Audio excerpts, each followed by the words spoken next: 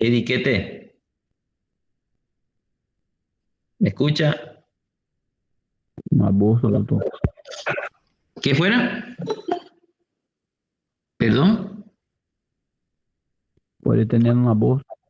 Perfecto, si fuera 21 semanas fuese amenaza de aborto, ¿no? Entonces, el primer pilar para diagnosticar la amenaza de parto pretérmino es la de edad gestacional. Ese embarazo debe encontrarse entre las 22 y 36 semanas. Si tuviera 37 semanas, ¿qué fuera?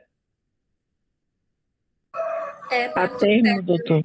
Exactamente, sería un parto a término, ¿ya? Y nosotros lo dejamos que prosiga. Entonces, ese es el primer pilar fundamental. No se olviden, la edad gestacional. Entonces, el segundo pilar va a ser las contracciones. Las contracciones. Es que no puede haber una amenaza de parto pretérmino sin contracciones y tienen que ser contracciones regulares. O sea, no puede venir la paciente y decirle, doctora María, me duele mucho, y ustedes catalogarlo, ya tiene 32 semanas, tiene dolor, ya es amenaza de parto pretérmino. No, ustedes tienen que palpar, si lo van a hacer de forma manual, o tienen que hacer una cardiotocografía, que es el examen externo que permite medir contracciones, y tiene que evidenciarse contracciones regulares. ¿Qué significa regulares? Que en 10 minutos debe haber una por lo menos. ¿Ya? Entonces, eso significa el segundo pilar, contracciones. La frecuencia y la intensidad de las contracciones deben de estar presentes. Y el tercer pilar es que debe de existir modificaciones cervicales. O sea, el cuello tiene que estar modificado y tiene que haber un borramiento y una dilatación primordialmente igual o mayor a 2 centímetros, pero no más de 4 centímetros. Entonces, estamos con el tercer pilar de lo que significa una amenaza de parto pretérmino. Y esto es importantísimo porque en su vida cotidiana, o sea, yo más que para el examen les quiero enseñar para su vida cotidiana, en la vida cotidiana ustedes simplemente van a encontrarse con pacientes que le va a dar esas características, ¿ya? La edad gestacional, las contracciones regulares y la modificación cervical, ¿ya? Entonces, bien, cuando hablamos de modificaciones cervicales estamos hablando de la dilatación. ¿Está claro a esta parte? Eso es amenaza de parto pretérmino. Ahora, ¿cuándo es un trabajo de parto pretérmino? Un trabajo de parto pretérmino es aquel que presenta las mismas características. La edad gestacional, que debe comprender en lo ya mencionado, las contracciones que en este caso van a ser más frecuentes y van a ser de forma ya de un trabajo de parto, contracciones efectivas, que significa 3, 4 o 5 contracciones en 10 minutos y que estén por encima de los 40 segundos o con los 35 segundos, 30 segundos, pero deben ser regular y deben superar esa cantidad. Y finalmente van a tener una dilatación mayor a 4 centímetros. ¿Qué significa? 5, 6, 7, 8, 9 o 10, ¿ya? Entonces, si presenta una dilatación mayor a 4 centímetros, estamos hablando ya de un trabajo de parto pretérmino. Entonces, deben diferenciar ustedes entre la amenaza de parto pretérmino, que es el tema que estamos viendo, versus el trabajo de parto pretérmino, que pues es un acápite de este tema que estamos avanzando el día de hoy. La frecuencia, como les había mencionado, existe una incidencia en el parto prematuro, les había dicho de 10 al 12%, aquí en Pando nosotros manejamos el 10% de todos los embarazos que presentan, según el Sistema Nacional de Información en Salud, todas las pacientes de 100 mujeres que nosotros atendemos en nuestro hospital, en el departamento, 10 de ellas pasan a tener una amenaza de parto pretérmino.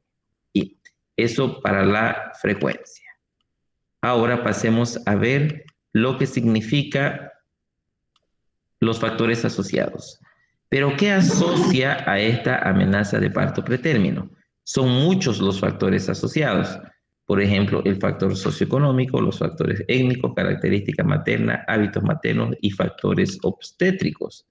Dentro de ello, nosotros sabemos que los factores socioeconómicos, ya las mujeres que tienen ciertos grados de trabajo laborales, pues van a tener mayor o menor propensión a tener un parto pretérmino. Por ejemplo, aquellas que son obreras simplemente pueden tener del 10 al 10,9% y aquellas que son profesionales van a tener un 4%. Esto aquí ya se lo había mencionado en anterioridad. Los factores étnicos se había ya mencionado que en la raza negra tiene mayor predisposición que en la raza blanca. Aquí podemos ver eso. Otra de las cosas, permítame un segundito, ya. Otra de los factores también es la característica de la madre, aquellas madres que son desnutridas, que no se alimentan bien, que son menores de edad, que tienen una talla baja, incluyendo el estado civil, puede influenciar en las amenazas de parto pretérmino. El tabaquismo, las actividades sexuales durante el embarazo, el trabajo fuera de la casa y las actividades físicas excesivas, prolongadas y estresantes inducen a una amenaza de parto pretérmino. Bien, entonces esto hablando de lo que significa la amenaza de parto pretérmino, nosotros vamos a ver que existen estos factores primordiales. Pero ustedes me dirán, el tabaco, el alcohol siempre están ligados a estos factores o complicaciones de cualquier tipo de naturaleza que comprometa la salud de las personas. La actividad sexual en el embarazo, si bien es normal tener relaciones sexuales o el coito durante la gestación, es más, la mujer al 5.º mes aumenta la libido, ya entre el 4.º y 5.º mes la mujer se le aumenta su libido y tiene mayores deseos de tener relaciones sexuales. La presencia del espermatozoide en el cervix puede inducir a un trabajo de parto, pretérmino o una amenaza. Esto porque el espermatozoide se lisa y va a producir, producir y que haya presente la prostaglandina a nivel de cervix y esto pues va a inducir a las contracciones.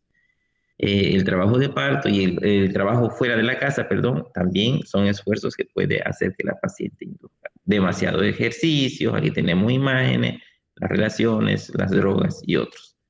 Los factores obstétricos son variables y se asocian generalmente son el aspecto antes de la historia clínica y los aspectos del embarazo actual. Antes de la historia clínica tenemos que saber, uno, si la mujer ya tuvo partos pretérminos, antecedentes de abortos, periodos intergenésicos cortos y repeticiones de aborto entre segundo y tercer trimestre, son factores que tenemos que preguntar a toda paciente para descartar o indicar, no, esta paciente tiene más factor de riesgo de tener una amenaza de parto pretérmino y esta no. Por ejemplo, una mujer que tuvo una amenaza de parto pretérmino en anteriores embarazos es muy probable que presente en el embarazo actual. Es tanto así que existen familias en las cuales la madre dice, no, todos mis hijos nacen a los 7 meses o todos mis hijos nacen a los 8 meses. Entonces, en la anamnesis inicial, nosotros le diremos, señora, todos sus embarazos usted los tiene a los 9 meses. No, doctora, el mío generalmente casi a los 10. Ya, seguramente puede ser postérmino. No, doctora, el mío, mis hijos anteriores nacen con 7 u 8 meses. Esta puede ser mi parto pretérmino. Entonces empezamos a buscar los otros factores más para tratar de prevenir y lograr de que ese embarazo llegue al término. Los antecedentes de aborto, mayor riesgo también. Los periodos intergenésicos cortos, ¿qué significa eso? El periodo de entre una gestación y la otra. O sea, hay mujeres que se embarazan antes de haber cumplido siquiera los 6 meses después del último nacimiento de su hijo.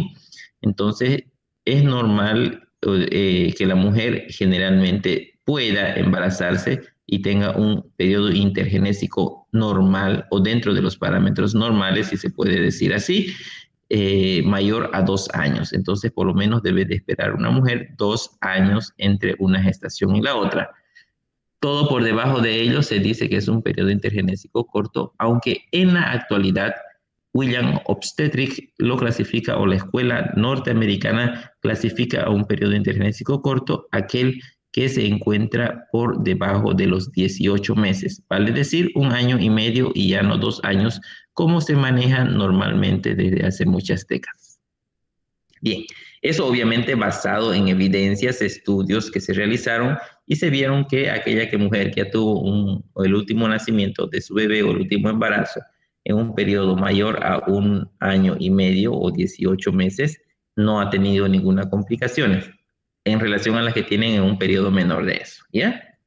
Bien, los aspectos del embarazo actual, lo que tenemos que tener en cuenta en la mujer durante los controles prenatales son las ganancias de peso. Está ganando peso, está perdiendo peso, tuvo hemorragia después de las 12 semanas. Las placentas previas son un factor predisponente porque una placenta previa es una indicación absoluta de cesárea. Una mujer que le llegue a ustedes con un diagnóstico ecográfico después de las 22ª semanas o 32ª semanas que indica placenta previa, esa placenta ya no se va a modificar y debe de ser referida a un segundo nivel y según la complejidad, esta lo pasa a un tercer nivel, que es lo correcto, porque ese es un embarazo de alto riesgo. Los embarazos gemelares también son factores de riesgo importantes para el pretérmino. Casi los gemelares son pocos los que llegan a las 40 semanas, casi la gran mayoría termina antes de las 40 semanas por la física, la misma teoría físico-mecánica de Ferguson que tiene que ver con una sobredistensión del útero. El hidramnios, igual, el hidramnios significa cuando tiene demasiado líquido y las presentaciones fetales anormales, como ser los pélvicos, ya suelen terminar antes de las 40 semanas.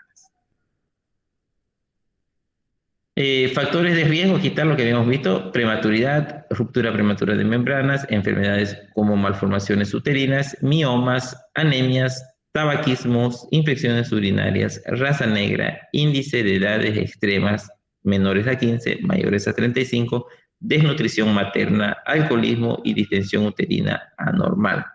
Prematuridad, ¿ya? Entonces, estos son los factores de riesgo que inducen a una prematuridad. Existen otros, obviamente, pero estos son los más frecuentes que se presentan dentro de esta patología. La etiología del parto pretérmino, ¿cuál es la etiología? Las principales causas del parto pretérmino están fundamentalmente basadas en las infecciones maternas, anomalías o alteraciones cervicales del cervix uterino, sobredistensión del útero, anomalías placentarias, patologías fetales, desnutrición materna, ruptura prematura de membranas e hipertensión crónica inducida por el embarazo o inducida por el embarazo. Estos de aquí son factores que nos van a inducir a un parto pretérmino. Cada uno de ellos tiene su porqué. La infección urinaria va como un proceso infeccioso. Sabemos que la vejiga está en contacto con el útero. Toda infección produce prostaglandina. Por eso hemos visto la teoría de las prostaglandinas en el inicio del parto. Entonces, las prostaglandinas inducen a la contracción uterina y esta a su vez hace un círculo vicioso con la prostaglandina producida en las membranas coriónicas de la cavidad uterina. Y esto de aquí se hace un círculo de retroalimentación positiva que va aumentando, aumentando, aumentando y termina en contracciones y finalmente en parto. Entonces, así actúan las infecciones maternas, principalmente las infecciones urinarias. Por eso a toda mujer embarazada se realiza de protocolo controles de infecciones urinarias por lo menos 2 veces durante la gestación, aunque no tenga clínica, aunque ella no tenga clínica de infección urinaria, para descartar las bacteriurias asintomáticas. Las anomalías de las alteraciones uterocervicales, obviamente, hay una mujer que tenga un útero arcuato, una alteración anatómica del útero, un útero didelfo, es una mujer que no va a llegar al término. Va a tener o aborto o parto pretérmino. Una mujer que tenga una incompetencia ismocervical, que significa que su cervix, que normalmente debe medir de 3 a 2 centímetros de largo, mide menos de 1.5 o 1 centímetro. O sea, un cervix cortito no va a resistir los 9 meses y probablemente termine o en un aborto entre el primero y segundo trimestre, periodo del aborto o termine un parto pretérmino en el tercer trimestre de gestación, a principios. Y así sucesivamente la sobredistensión, ustedes ya saben, del mecanismo de parto, las anomalías placentarias, les dije, las placentas previas, las patologías fetales, malformaciones, una madre desnutrida y finalmente la ruptura prematura de membranas. Si se rompe la membrana antes de término, pues entonces nosotros no podemos permanecer ese embarazo por mucho más tiempo. Es tanto así que si se rompen las membranas coriónicas y amnióticas en una gestación menos de 21 semanas, ¿qué se llama? Repito, a ver, para todos. Una paciente que le llega a su consulta y tiene 19 semanas, se le rompe las membranas coriónica y amniótica con pérdida de líquido. ¿Cuál es su diagnóstico? Cualquier uno puede ser. Rompimento prematuro da membrana. No, mi amor, Aborto. pero ¿aborto en qué? Tiene su nombre y apellido. ¿Será una amenaza de aborto? Aborto en curso, doctor. Perfecto. ¿Quién dijo eso? Muy bien. Aborto en curso. ¿Por qué? Si se rompen las membranas coriónicas y amnióticas, no hay cómo unirlas, suturarlas o soldarlas y que el embarazo siga su curso. Eso es un aborto en curso por la edad gestacional y por la ruptura de las membranas coriónicas y amnióticas. Por el contrario, si se produce la ruptura de membranas, fíjense, ahorita ya estamos hablando ya de diagnósticos, ¿no es cierto? Porque estamos en la fase final. Si se produce la ruptura de las membranas en una paciente que tiene una edad gestacional de 26 semanas, ¿cómo se llamará?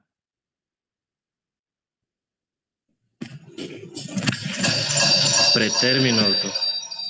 Ya, pero el pretérmino se clasifica en dos, ¿se acuerdan? Cuando está por debajo de las 28 semanas y cuando está Prematuro, doctor. Prematuro y pretérmino. No, es el inmaduro. No se olviden, por eso les dije, tienen que sabérselo de memoria la clasificación de lo que es aborto. Es un embarazo inmaduro, un embarazo a término propiamente dicho, uno término, un pretérmino, un término y un postérmino, ¿ya? Entonces, si se rompen las membranas después de las 22 semanas, o puede ser un inmaduro o puede ser un pretérmino propiamente dicho, ¿ya? Un amenaza o un parto pretérmino propiamente dicho. En conclusión, al romperse las membranas, el embarazo debe de interrumpirse según la edad gestacional. Si es aborto, pues se le tiene que dar, si está dentro del parámetro del aborto, se le tiene que dar misoprostol o Cytotec, como ustedes quieran, para ayudar a que ese aborto siga su curso de una vez y termine, ya sea completo o incompleto. Si es incompleto, tenemos que resolverlo. Y si es completo, ahí termina. Ahora, si está por encima de lo que llamamos aborto y se rompen las membranas y se llama ruptura prematura de membranas, en este caso nosotros, según la edad gestacional, tenemos que tratar de sostenerlo 48 horas para hacer la prevención de distrés respiratorio o la colocación de betametasona o lo que más comúnmente se lo conoce como la maduración pulmonar, ¿no? Y después de eso ya interrumpir el embarazo. Según la edad gestacional determinamos si la vía es vaginal o si es abdominal o cesárea, ¿ya? Entonces, en conclusión, cuando se rompen las membranas, el embarazo ya no tiene larga data de persistencia. Aquí tenemos nosotros lo que significa el parto prematuro. Fíjense, las deciduas o las membranas del feto van a producir la proteasa y las uterotoninas y esto va a ser contracciones uterinas. La sobredistensión del útero también va a producir a que estas membranas produzcan estas mismas sustancias y a su vez esto de aquí haga que se rompa la membrana y o que empiece el trabajo de parto. Y todas estas disfunciones cervical, hemorragia decidual, inflamaciones locales, isquemia y activación del eje hipotálamo hipoficiario en el feto pueden inducir a las contracciones y a la ruptura de las membranas. Es lo que le había mencionado, infecciones maternas que van a producir la amnionitis y las infecciones extrauterinas que se encuentran entre el 5 y el 10% de las infecciones que van a inducir a un parto pretérmino. Alteraciones anatómicos cervicales, les había indicado, malformaciones congénitas, malformaciones adquiridas, incompetencias cervicales, son los factores que inducen a una amenaza de parto pretérmino para que se pueda nosotros diagnosticar o saber qué factores. Ya le había explicado, ¿no ve? La sobredistensión en embarazo, puede ser el embarazo múltiple o el hidramio. Esto por las teorías de físico-mecánica de Ferguson.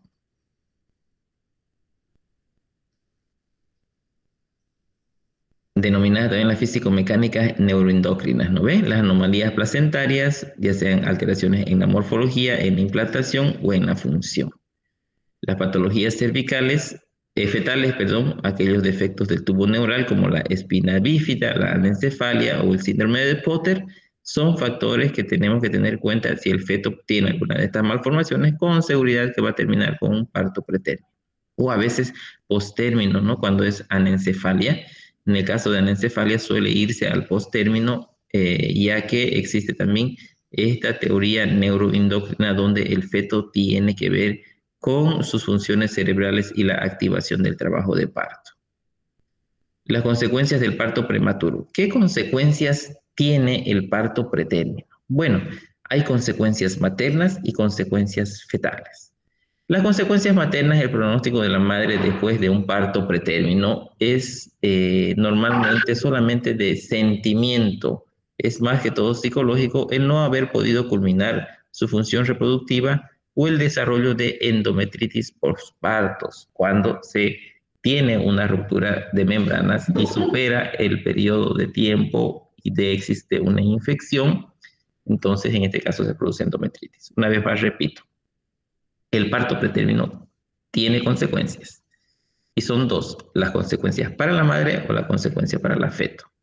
Para la madre generalmente es problema, como les había dicho, psicológico, porque la madre se siente mal, peor si fallece su feto, entonces ella se deprime y suele pensar o culpar que ella no ha culminado su gestación.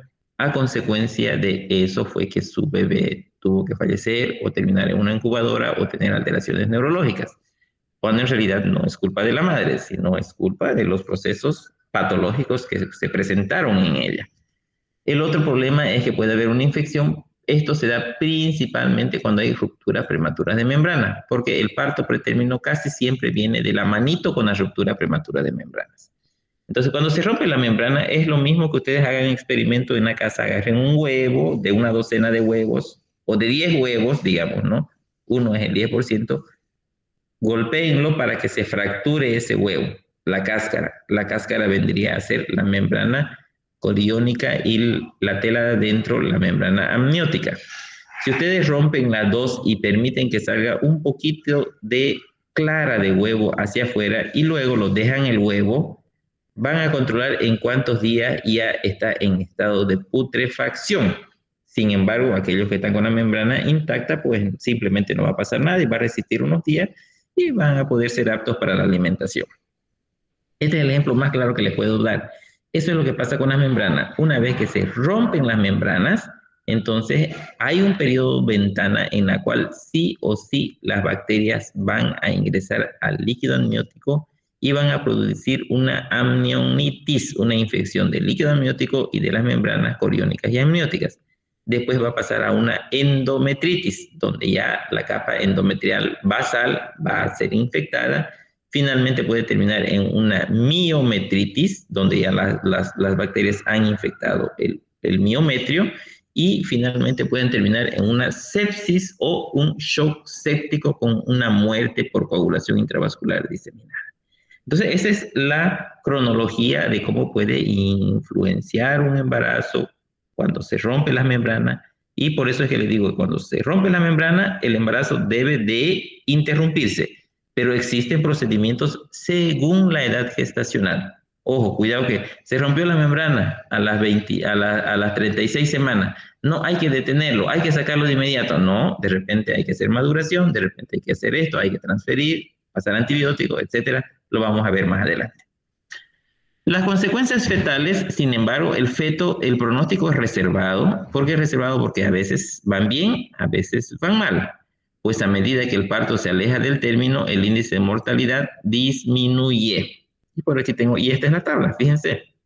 Miren, esto estamos hablando de países avanzados, ¿no? Países avanzados como Europa, Nueva Zelanda, Holanda, Suecia, Estados Unidos, Alemania, etcétera, donde tienen un sistema sanitario con todos los puntos y las comas, no solamente el personal capacitado, sino los equipos, porque además de personal capacitado que lo tenemos aquí, lo que influencia bastante son los equipos, medicamentos que se debe tener a disposición para llevar adelante un neonato de estas características. Fíjense, menos de 24 semanas, ya 23, 22 que están al borderline por debajo de 500 gramos, se llama aborto y no van a vivir. Ya, aunque eso solamente nuestro Señor es el único que lo determina, o sea, nosotros no somos Dios, y si Dios dice que un feto de 23 semanas va a vivir, pues vive, así de fácil, en la medicina. Pero en base a estudios y estadística que nosotros tenemos, fíjense, entre las 24 y 26 semanas, con ese peso de 500 a 750 gramos, tiene un 50% de sobrevida. O sea, aquí en Pando, obviamente menos debe ser el porcentaje de sobrevida, hablemos de un 10%, de un 5%, ¿no? Pero en otros lugares puede llegar al 50%. Entre las 26 y 28 semanas, con un peso de 700 a 100 gramos, tiene una probabilidad de 74%. Esto de aquí lo sacamos de la literatura de Pérez Sánchez, ¿ya? Y la de, también de la SEGO, ¿ya? La Sociedad Española de Ginecología y Obstetricia. Y así sucesivamente vamos a ver que cuando se llega a más de 34 semanas y su peso está por encima de los 2.200 gramos, estamos hablando de un 100% de sobrevida. Entonces, en conclusión, un embarazo de riesgo que ha llegado a las 34 semanas, ustedes no van a esperar a las 35, 36, 37 o 38 para interrumpir el embarazo. Debe de ser referida para interrupción del embarazo, puesto de que los riesgos son más que el beneficio. O sea, que siga el embarazo es más riesgoso que se lo interrumpa. Bien, porque la sobrevida del feto es mayor o igual a 99% en este caso. Bien, esa es la tabla que nosotros tenemos de proyección en relación a edad gestacional, peso y sobrevida del neonato. Las causas más importantes de morbimortalidad perinatal son las siguientes: el síndrome de dificultad respiratoria y las hemorragias ventriculares. Entonces, el neonato nace y fallece por lo general por distrés respiratorio, así se llama, distrés respiratorio. O sea, no puede respirar. ¿Por qué no puede respirar? Porque sus neumocitos tipo 2, que si bien a partir de las 28 semanas ya están activados, el pulmón solo termina de madurar como tal a los 8 años del nacido, pero los neumocitos tipo 2 ya tienen la capacidad de producir surfactante. A partir de las 28 semanas inicia esa fase. Entonces, a menor edad gestacional, menos surfactante, y si no hay surfactante, los alveolos se colapsan y esto va a inducir a una dificultad respiratoria o un distrés respiratorio. Y las hemorragias ventriculares también, que son frecuentes durante el parto pretérmino. Y tenemos una doctora en neonatología, el diagnóstico de la amenaza de parto pretérmino, ya les había dicho, edad gestacional, características, contracciones y las modificaciones cervicales son los 3 pilares fundamentales para lo que significa el diagnóstico de la amenaza de parto pretérmino. Aquí es 22 semanas a 36, por favor. Contracciones uterinas deben ser dolorosas, regulares, como les dije, deben ser contracciones. O sea, no hablamos de amenaza de parto pretérmino en el momento que la ven a la paciente si no hay contracciones. Ah, doctor, es que me dolía ayer y por eso vine hoy y no hay contracción, no es pues amenaza de parto pretérmino. Puede ser cualquier otra cosa, una infección, una brida, una adherencia, una baja sensibilidad materna, y eso puede ser denominada o traducida por dolor. El dolor es un síntoma y nosotros no lo podemos medir, pero las contracciones tienen que estar presentes. Eso sí son signos de trabajo de parto o de amenaza. El cuello tiene que tener modificaciones como ser el borramiento, dilatación, posición, longitud y consistencia. Estos 5 parámetros ustedes lo estudian en el tacto vaginal y el examen especular.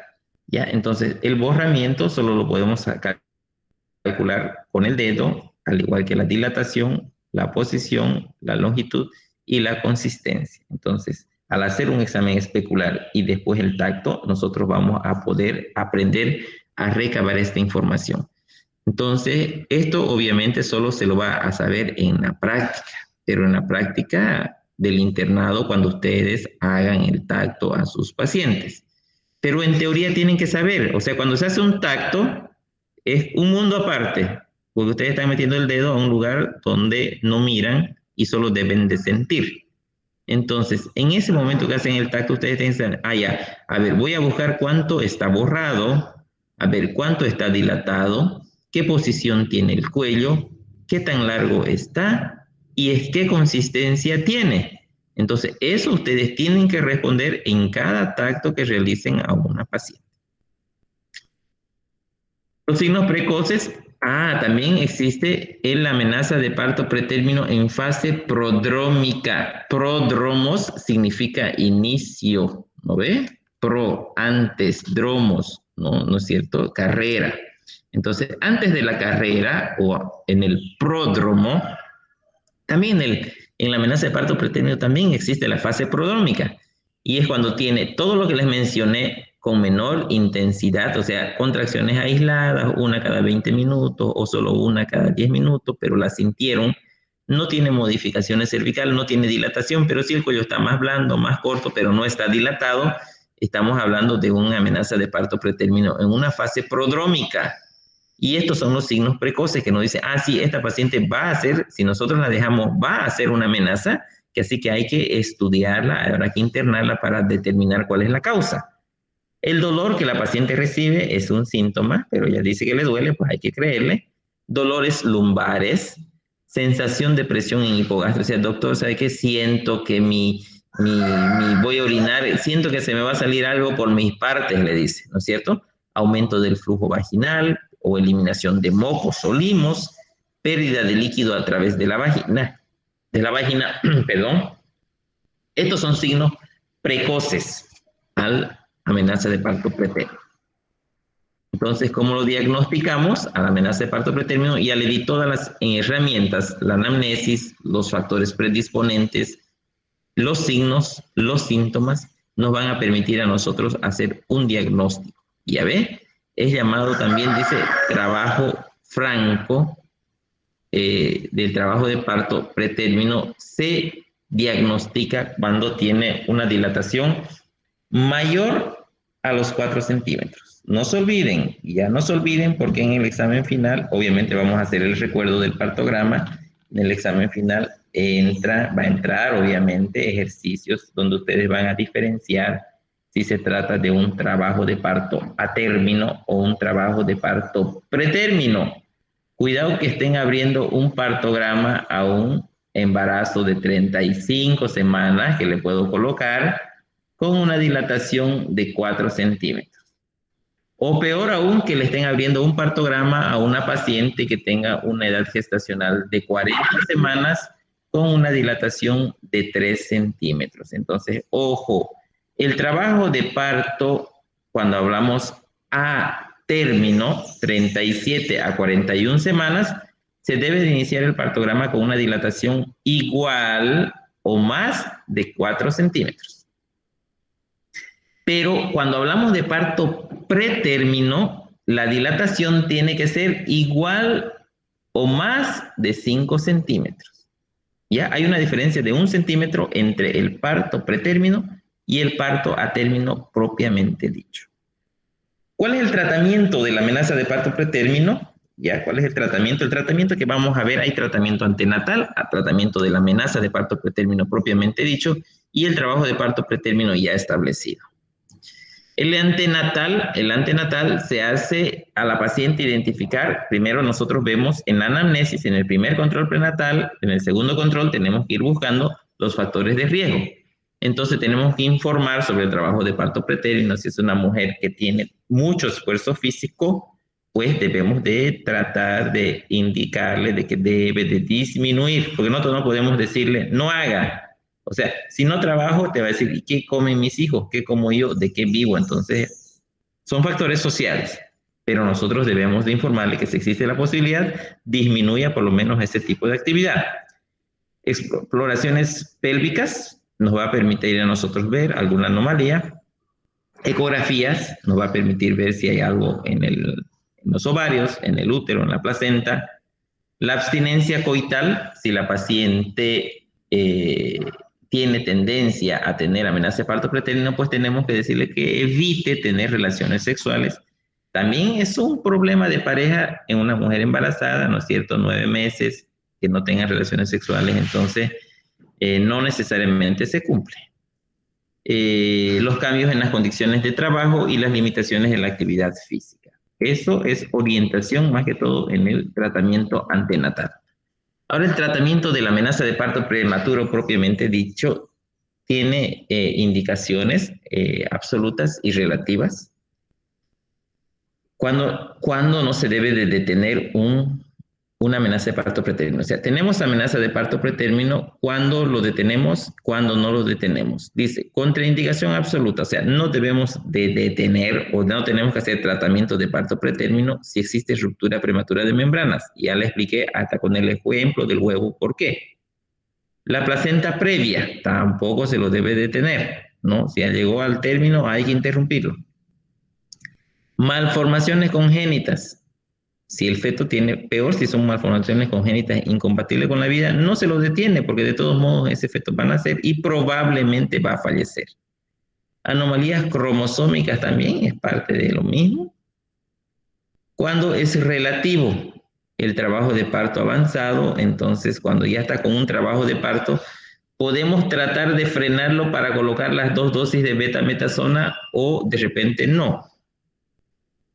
Hay que hacer una maduración pulmonar adecuada y cuando existen procesos de corioamnionitis. O sea, si hay un signo de infección, ya puede ser que nosotros digamos, no, lo detengo por 2 días más.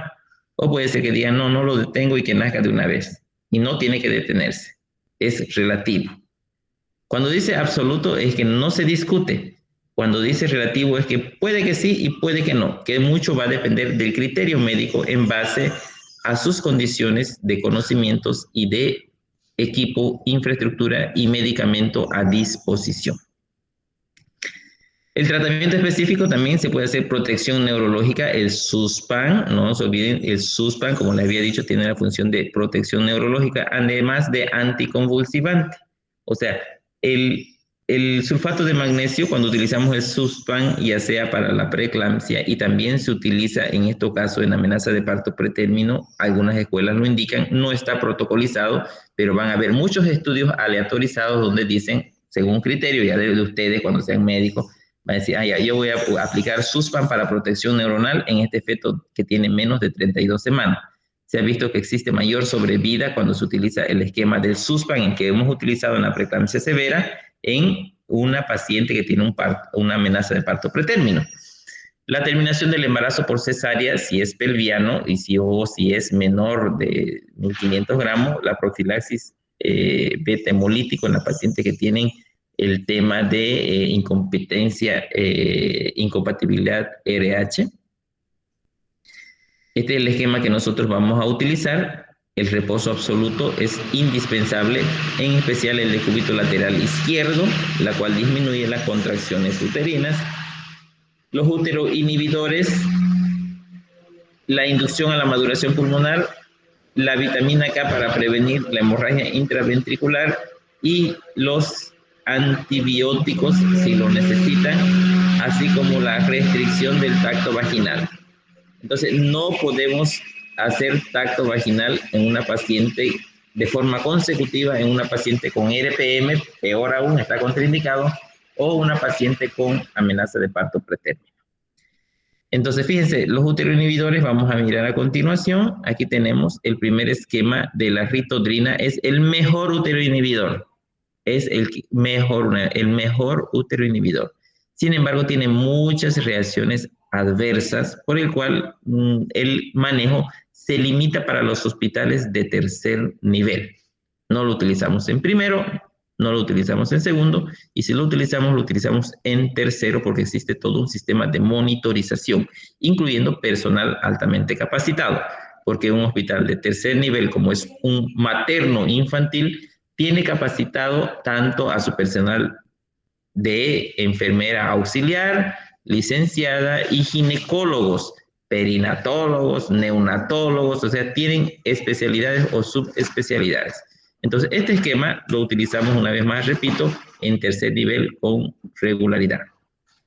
Se llama la ritodrina, esto lo pueden buscar ustedes, es un medicamento que se usa entre las 24 y 36 semanas. Esa es la dosis 0.05 miligramos a 0.35 miligramos, lo que significa 10 gotas minuto. Tenemos que utilizar una bomba de infusión, ese es el tratamiento de ataque, y después tenemos el de sostén. ¿Qué puede producir? Controles, puede producir una taquicardia materna, por lo que está totalmente contraindicada en mujeres que tienen problemas cardíacos.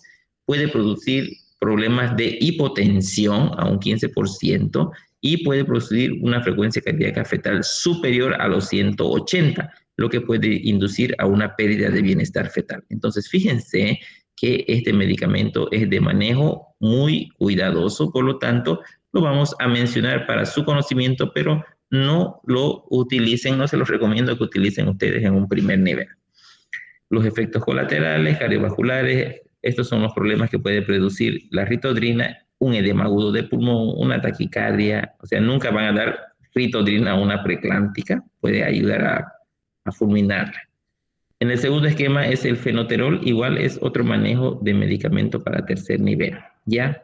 En primer y segundo nivel nos limitamos a 2 medicamentos, la indometacina y el nifedipino. La indometacina, denominado Indocid como nombre comercial, ya está en el tercer esquema, pero no tiene mayores consecuencias y es altamente efectivo. ¿En qué consiste la indometacina? La indometacina es un AINE, ¿no es cierto? Es un inhibidor de las prostaglandinas, y esta actúa en la teoría de las prostaglandinas. O sea, si no hay prostaglandina, no hay contracción uterina, o por lo menos se las controla. ¿Cuál es la dosis? Inmediatamente al contacto se le debe de administrar una dosis de 100 miligramos vía rectal cada 24 horas durante 3 días. O sea, son 3 dosis. Repito, son 100 miligramos cada 24 horas durante 3 días. La indometacina es un AINE, actúa inhibiendo las prostaglandinas, pero no debemos dar prostaglandina en embarazos, porque además se utiliza la indometacina. Mira, doctor, usted también dijo que en amenaza de aborto. Sí, se utiliza en amenaza de aborto, sí se utiliza en amenaza de parto pretérmino. Entonces, la indometacina, este medicamento nosotros lo vamos a utilizar no en menores de 11 semanas, no en mayores de 32 semanas. Bien, ¿por qué? Habíamos dado tarea, creo, ¿no? Que tenían que averiguármelo. Creo que se me ha escapado, no sé, un lapsus mental. De todos modos, el día lunes voy a preguntar al azar a cualquier uno de ustedes el por qué la indometacina no se debe de utilizar antes de las 11 semanas y el por qué no se debe utilizar después de las 32 semanas. O si alguien sabe, ya lo puede comentar en este momento.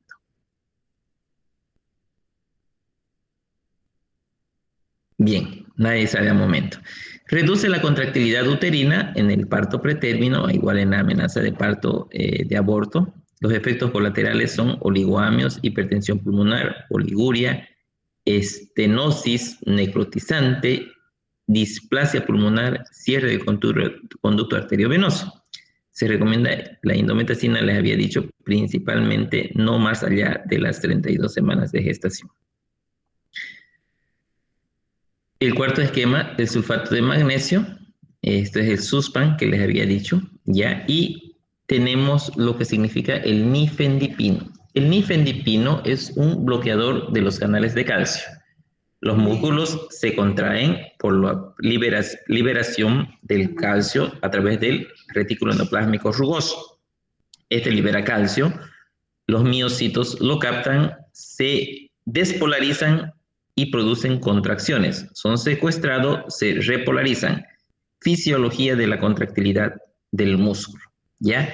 Entonces, el nifedipino secuestra iones de calcio, el músculo no se puede despolarizar, por lo cual no se contrae, pero no es selectivo, actúa primordialmente en la mayoría de los músculos lisos, por lo tanto, el útero y las arterias que tienen músculo liso se mantiene relajada y esto induce a una vasodilatación. Entonces, indirectamente, el sulfato de magnesio y el nifedipino van a producir hipotensión a consecuencia de la relajación de los músculos. Y si relajamos el músculo liso, el útero es un músculo liso, por consiguiente, este músculo se relaja e impide lo que significa la amenaza de parto pretérmino, ¿ya? Por eso, ojo, aquella paciente preeclámptica que ustedes manejen ya las 24 horas de suspan, de sulfato de magnesio, deben de ustedes estar con sus uterotónicos listos, porque esta paciente probablemente les haga una hipotonía, una atonía y termine en una hemorragia posparto. ¿Ya ves? ¿Vieron cómo se entrelazan todos los temas uno con otro? Entonces, estamos hablando ahorita del tratamiento con nifedipino para la amenaza de parto pretérmino, pero vamos a ver que puede relacionarse con una hemorragia posparto. Bien, entonces sigamos. El nifedipino se debe de administrar 20 miligramos de dosis de ataque vía oral. Controlamos las contracciones uterinas a los 20 minutos. Si es que sigue todavía, le vamos a administrar 10 miligramos. Luego a los 20 minutos 10 miligramos. Luego a los 20 minutos 10 miligramos. O sea, la dosis de ataque de 20 miligramos. Después cada 20 minutos vamos a dar una dosis de 10 miligramos a 3 veces. Y posterior a eso pasamos cada 8 horas y contendríamos el más del 90% de las amenazas de parto pretérmino en sus fases iniciales van a inhibirse. Obviamente, nosotros tenemos que atacar al factor etiológico. Entonces, la indometacina y el nifedipino son nuestras principales armas. Maduración pulmonar es otro de los tratamientos que hacemos nosotros. Se recomienda desde las 26 semanas, 24 semanas, no existen neumocitos tipo 2 activados, por consiguiente, si no hay neumocito tipo 2 activado, de nada sirve. O sea, no vamos a comprar gasolina y no tenemos moto, ¿no es cierto? Nada que ver. Si es para transportarnos, obviamente, la gasolina tiene múltiples usos. Pero si nosotros le vamos a dar gasolina y tenemos moto, nuestro motor va a funcionar y va a arrancar. Lo mismo pasa con en este caso, los inductores a la maduración pulmonar. Nosotros pasamos estos medicamentos que son corticoides y estos van a activar los neumocitos y los neumocitos van a liberar surfactantes o sustancias tensoactivas. La betametasona es nuestro corticoide de elección, aunque también podemos utilizar la dexametasona, la hidrocortisona y hay estudios que antes inclusive utilizaban el lambrosol. La betametasona de 12 miligramos cada 24 horas, 2 dosis se debe dar. Ya es el tratamiento de ataque. Y de sostén, algunos o de rescate, se puede de administrar a los 7 días posterior a la administración de la betametasona. Ojo que la betametasona solamente se debe utilizar cuando existe una amenaza de parto pretérmino inminente, o sea, va a nacer el feto, hay que administrar. Porque se vieron también que en la actualidad se vio de que existen ciertos factores relacionados con la obesidad y las alteraciones neurológicas en el recién nacido a larga data que tienen antecedentes de utilización de corticoides para inducir a la maduración pulmonar o para prevenir el distrés respiratorio. Entonces, en la actualidad nosotros manejamos este protocolo de que solo se debe de utilizar cuando la amenaza de parto pretérmino ya es inminente o si creemos que se va a interrumpir el embarazo en las siguientes 48 o 72 horas. O sea, tiene preeclampsia, le daré betametasona porque la voy a operar pasado mañana sí o sí, si es que no se complica. Condiciones del alta, la desaparición de los signos. Una vez que la paciente desaparece sus signos de amenaza de parto pretérmino, pues se tiene que dar alta.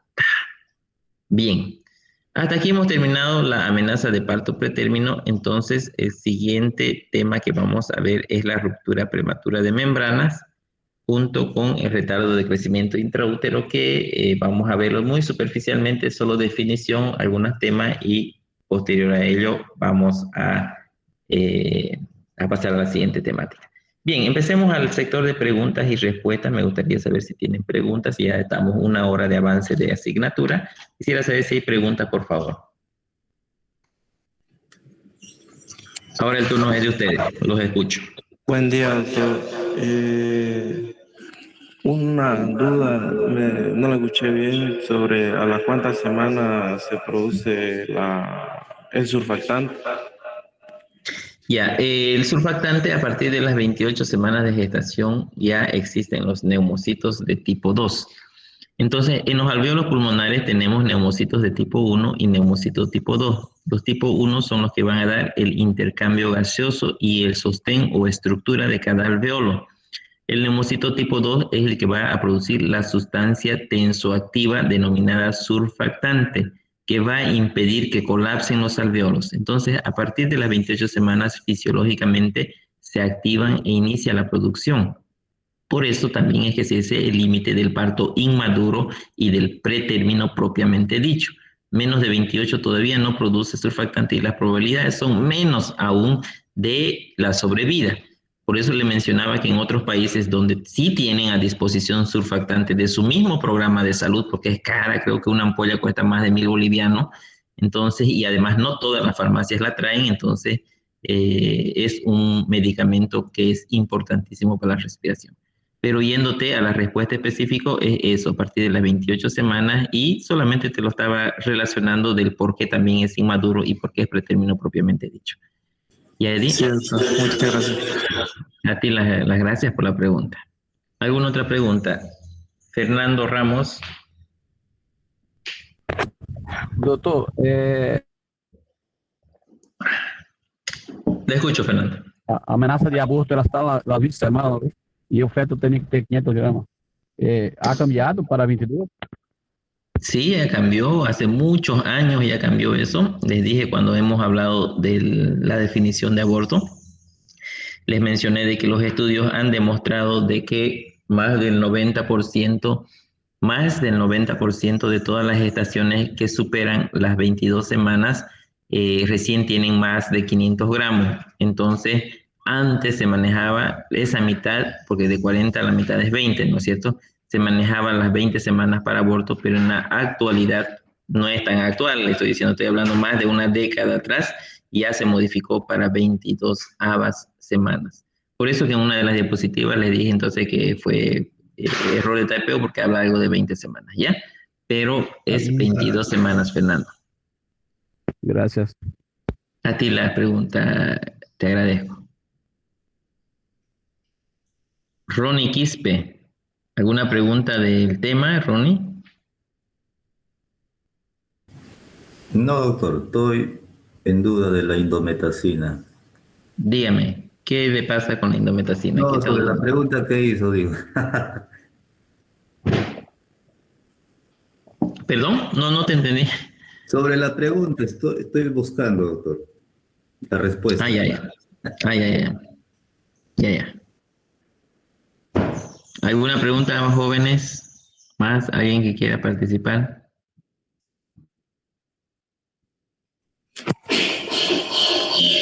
Indicó dos medicamentos, doctor, que se utilizan, que usted creo que utiliza, o en Roberto Galindo, son la indometacina y la betametasona. Solo eso. No, Eddie, les había mencionado de que la ritodrina y el fenoterol son medicamentos de primera y segunda línea para prevenir la amenaza de parto pretérmino. O sea, estas inhiben las contracciones del útero. Cuando hay una amenaza de parto pretérmino, nosotros tenemos que evitar que ese útero se contraiga. Estos medicamentos son de primera línea. Sin embargo, tienen muchos efectos colaterales, por lo cual se sugiere la utilización en hospitales de tercer nivel, o sea, maternos infantiles. En el primer nivel, que es donde normalmente vamos a trabajar al inicio de nuestra profesión, o segundo nivel, generalmente cuando somos especialistas básicos, los que se utiliza en Bolivia con mayor frecuencia son la indometacina y el nifedipino, porque son sustancias muy estables, no necesitan refrigeración para su control, no necesitan una cadena de frío. O sea, cuando hablo cadena de frío es que debe de mantenerse en heladeras, ¿ya? Entonces son termoestables, son fáciles de manejar y tienen menos efectos colaterales y tienen muy buenas respuestas. Entonces, estos dos medicamentos son uteroinhibidores, no confundamos. Uteroinhibidores significa que va a inhibir la contracción uterina. Y dentro de ellos tenemos tenemos ritodrina, fenoterol, nifedipino e indometacina, estos 4. Ahora, tenemos para prevenir distrés respiratorio, que es para producir surfactante, la betametasona en primera instancia, la dexametasona en segunda, la hidrocortisona e inclusive el ambroxol, ¿ya? Para inducir a la maduración pulmonar. Y los demás, otros tratamientos ya son paliativos para prevenir las hemorragias intraventriculares, la vitamina K, eso para el feto ya, ¿no es cierto? También tenemos antibióticos, soluciones y otro tipo de indicación según la etiología, ¿ya? Ahora sí, doctor, claro. Gracias. Perfecto. Eso es lo que me interesa de sus preguntas, sacarle las dudas. Ahora sí, María doctor, gracias. Rosicleia. Hola.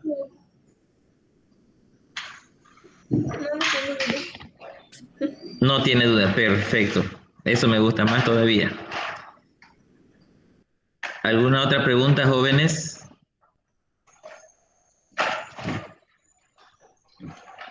Ya, bien, entonces vamos a programar el día de mañana. Quisiera saber si tienen alguna actividad el día de mañana en nuestro horario de clases. Solo o exame, doutor, às 10, não é? ¿A qué hora? Às 10 da, Sí, 11 da examen. manhã. Ya, bueno, vamos a avanzar el día de mañana. Terminemos, por favor, ruptura prematura de membrana el día de mañana, ya. Si no tienen una actividad específica, vamos a avanzar igual 1 hora simplemente para igualarnos. Lo que yo quiero es terminar una vez esta parte de teoría para ya programar aquellas prácticas que les mencioné en las aulas de la universidad con grupos variados de 40 o 50 según se organicen, para ver lo que es el partograma, lo que son las fórmulas de McDonald's, puntos anatómicos, ponderados fetales, toda la parte que es como la matemática de la obstetricia, que es más práctico que yo se los explique en persona con una pizarra y viendo que ustedes hagan sus ejercicios en sus hojas, etcétera, ¿ya? Bien, por eso es que quiero terminar también una vez esta temática y el día lunes le estaría ya indicando si la fecha se mantiene o se modifica posterior a coordinar con el doctor Choque. No habiendo más, les agradezco a ustedes una vez más, suerte en su examen. Hoy en la noche voy a lanzar las notas al siringuero ya, y voy a esperar el plazo del tiempo correspondiente para ver algún reclamo. A lo mejor alguien no se lo subí o qué pasó, entonces tenemos 48 horas para eso. Hoy sube primer parcial y tercer parcial, y creo que tengo uno pendiente de segundo parcial. Hoy día en la noche quiero subir todas las notas, espero que hasta las 9 de la noche lo esté subiendo, ¿ya? Muchas gracias a todos y mañana, de todos modos, nos vemos a las 6:30 de la mañana. Chao, Gracias, chao. doctor. Gracias a ustedes.